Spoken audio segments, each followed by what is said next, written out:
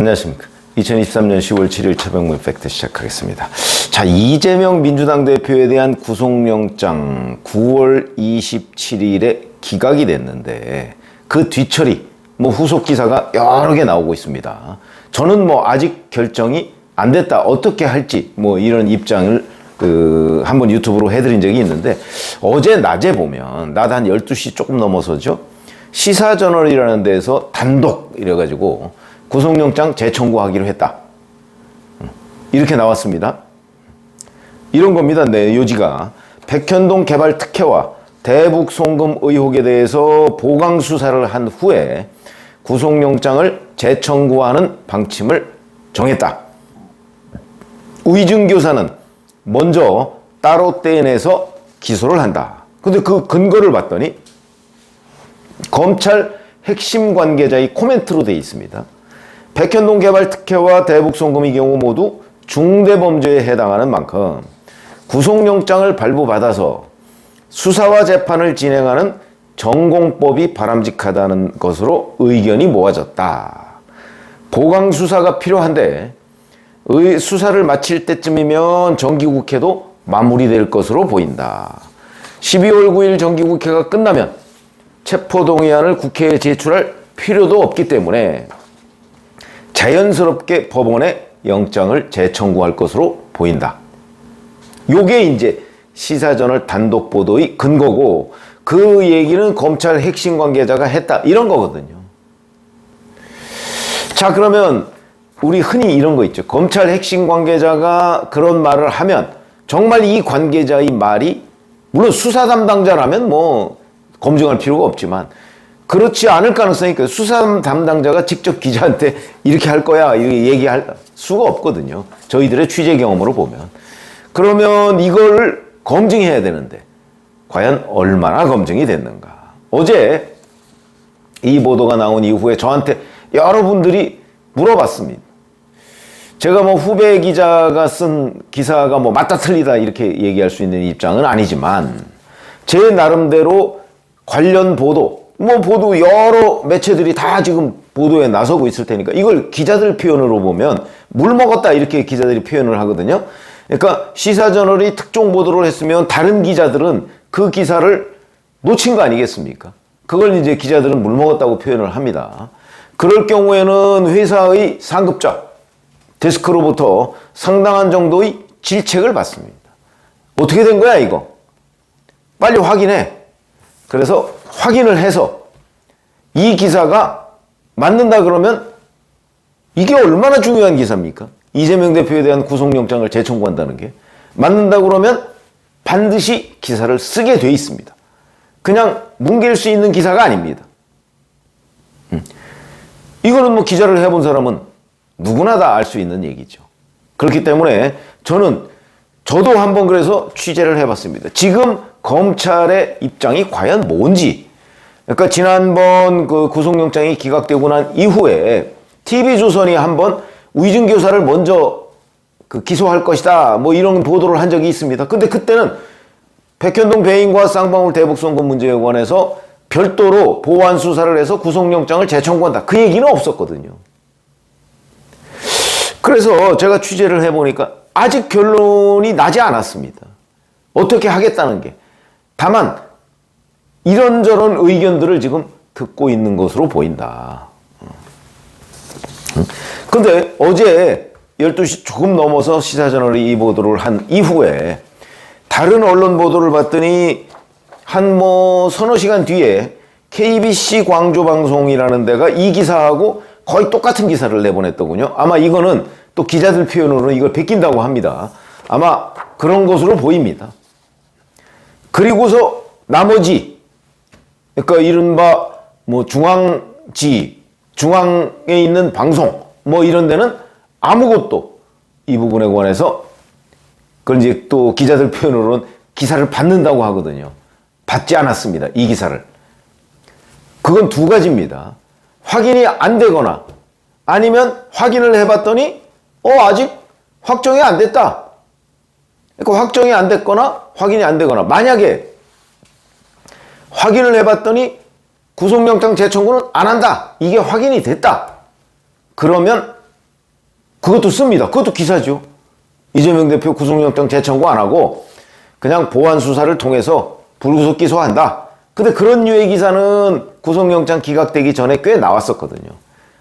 근데 이번에 이제 시사저널이 단독 보도라는 식으로 했기 때문에 만약에 확인을 해봤더니 구속영장 재청구는 안 하고 그냥 보완 수사를 하고 불구속 기소를 하고 대신 뭐 의정교사 이거 따로 떼고 그다음에 백현동 배임 그다음에 쌍방울 대북송금 어차피 백현동 배임은 서울중앙지검이고 쌍방울 대북송금은 수원지검이니까 각자 이렇게 해서 수원지검 거는 수원지방법원에다가 불구속 기소하고 그 다음에 쌍방울 대북송금은 서울중앙지법에 불구속 기소한다. 뭐 이렇게 될 가능성도 있거든요. 이런 것들이 만약에 확정됐다고 하면 저는 그 이른바 중앙매체에서 오늘 아침이나 뭐 이런 데까지는 보도가 됐을 거라고 생각을 합니다.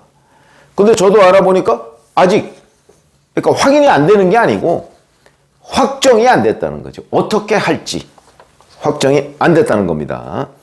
근데 이제 이 시사저널 보도의 핵심이 이겁니다. 우이증 교사 부분은 유창훈 영장 전담판사도 영장을 기각해가면서도 이 부분은 소명이 된다라고 했기 때문에 먼저 기소한다. 이런 뜻인데 저는 그게 검찰로서는 받아들일 수 없는 부분이라고 생각을 하거든요. 왜 그러냐면 검찰은 세 가지 우이증 교사, 백현동 배임, 쌍방울 대북송금 다 범죄 혐의가 소명이 된다고 판단을 해서 영장을 청구한 겁니다. 두 가지는 다툼의 여지가 있고 우이증 기사는 소명이 된다. 이거는 유창훈 판사라는 사람의 판단입니다. 만약 다른 판사의 판단을 받았다면 달라질 수도 있죠. 그러나 또 달라진다는 보장도 없습니다.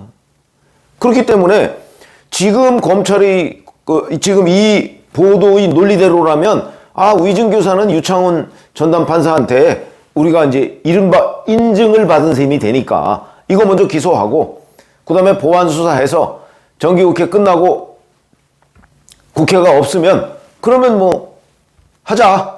그때 가서 이제 구속영장 재청구해서 하자. 이런 주장도 있을 수는 있죠. 그러나 우리가 이런 거 한번 생각해 보시죠. 이번에 세 가지 혐의, 그 중에서도 우이증 교사라는 확실한 증거인멸 혐의가 있는데도 영장이 기각됐습니다. 유창훈 전담 판사라는 사람의 독특한 시각이 반영된 것으로 보이지만 어쨌든 그랬습니다. 근데 여기서 가장 확실한 증거인멸 혐의를 별도로 기소하고 유창훈 영장 전담 판사에 의해서 다툼의 여지가 있다고 된 소명이 안 된다는 의미죠. 그 두 가지를 가지고 영장을 청구했을 때 물론 판사에 따라서 다르죠. 그러나 가장 확실한 걸 드러내고 영장을 청구했을 때 그게 발부될 확률이 높아질까요? 낮아질까요? 말이 안 되는 얘기죠. 우이증 교사가 있는데도 불구하고 영장을 기각하는 판사가 있는데 그걸 떼내서 나머지를 가지고 영장 재청구를 한다. 물론 보완 수사를 앞으로 한 2달 정도 이제 해서 거기서 뭐 결정적인 걸 찾을 수 있으면 모르지만 잘 생각해 보시면 지금 백현동 배임 문제나 아니면 쌍방울 대북송금 문제는 1년 가까이 수사를 했습니다. 1년 가까이 수사한 결론을 가지고 영장을 청구했던 건데 여기서 2달 더 보완 수사를 한다고 해서 이미 뭐 이재명 대표 쪽 아마 증거인멸 다 해놨을 겁니다. 말도 다 맞춰놨고요. 뭐가 더 나오겠는가? 어떤 결정적인 증거가 더 나오겠는가? 이미 이재명 대표 쪽에서 이화영 전 경기도 평화부지사 쪽에 이런저런 다 손을 써놓은 것으로 보입니다. 그래서 검찰에서 이 진술을 뒤집은 거 아니겠습니까? 그렇기 때문에 제가 취재한 결론은 아직 확정되지 않았다 이거지만 또 다른 관점에서 본다면 그렇더라도 구속영장을 재청구할 가능성보다는 일괄 기소를 하거나 그러니까 무슨 얘기냐면 우이증 교사 부분은 뭐 똑 떨어진다고 보니까 그냥 먼저 기소하고 백현동 배임과 쌍방울 대북송금 문제를 일괄해서 불구속 기소하거나 아니면 일부 보완 수사를 거쳐서 각각 기소하거나 이 가능성이 훨씬 높지 그 두 가지를 근거로 해서 구속영장을 재청구할 가능성? 저는 별로 없다고 제가 판단하고, 그 다음에 제가 취재한 결과도 그쪽으로 갈 가능성은 별로 없다는 겁니다. 그러면 결국 이 기사가 오보일 가능성이 높다는 게 저의 결론입니다. 물론 제 결론이 뭐 반드시 맞는다는 보장도 없지만, 여튼 저한테 그런 걸 물어보시는 분들이 굉장히 많아서 그래서 제가 좀 취재 거기에다가 저의 판단까지 겸해서 지금 말씀을 드린 거고, 자 우선 여기 이 기사의 또 맹점 중에 또 하나가 12월 9일 정기국회 끝나면 그 이후에 이제 임시국회가 열리지 않을 거라는 걸 전제로 하고 있죠. 만약에 검찰이 영장을 재청구할 기류가 있으면 지금 민주당이 임시국회 다시 안 열겠습니까? 아무리 총선 전이죠. 열어놓고 공전시키면 되는 거죠. 12월 9일, 그래서 12월 10일부터 핑계는 또 만들기 나름입니다. 자, 민생법안, 정말 총선을 앞두고 우리 국민들을 어쩌고 해야 될 민생법안이 아직도 처리가 안 되고 있습니다. 정기국회 때 그거 처리 안 되도록 민주당이 여러 또 작전을 펼 수도 있는 거 아니겠습니까? 그래서 몇 개의 민생법안을 남겨놓습니다. 뭐 국회에 뭐 법안은 그 수천 개가 있으니까요. 뭐 수만 개까지 있습니다. 그 중에 뽑아서 민생이라는 딱지를 붙여서 이걸 처리해야 된다. 그래 놓고 임시국회를 다시 열 수가 있다는 거죠. 아니, 검찰은 그 생각 안 합니까? 검찰이 정치를 그렇게 모르나요? 그거 뭐 신문 방송만 봐도 다 아는데. 그런 점에서 본다면 맹점이 굉장히 많은 보도이고, 실제 그 검찰이 확정된 방침을 정한 것도 아니고, 앞으로 정한다 할지라도 영장을 재청구한다는 그런 방향보다는 재청구하지 않고 불구속 기소하되 일괄 기소하느냐 분리 기소하느냐는 그 선택만 남은 것 아닌가, 저는 그런 판단이 돼서 이 기사에 대한 문의가 하도 많아서 제가 그 취재를 좀 해서 말씀을 드렸습니다. 한번 앞으로 뭐 보완 수사를 하든 어떻게 하든 뭐 아마 정기국회 끝나기 전까지는 뭔가 결론이 나지 않겠습니까? 아마 불구속 기소를 한다면 10월이나 11월 중에 할 거고요.